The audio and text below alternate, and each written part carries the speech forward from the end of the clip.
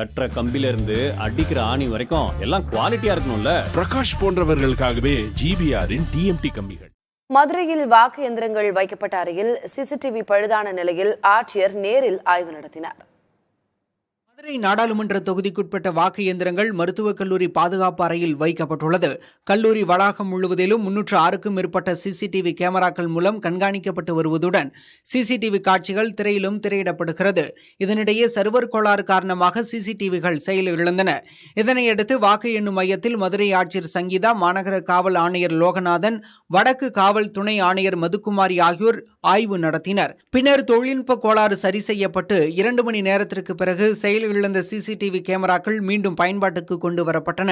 கூடுதல் சிசிடிவி கேமராக்கள் பொருத்த ஆட்சியர் அறிவுறுத்தி சென்றார். இதேபோல் விழுப்புரம் தொகுதிக்குட்பட்ட வாக்கு இயந்திரங்கள் வைக்கப்பட்ட மையத்தில் சிசிடிவி கேமராக்கள் 2வது முறையாக செயலிழந்தன.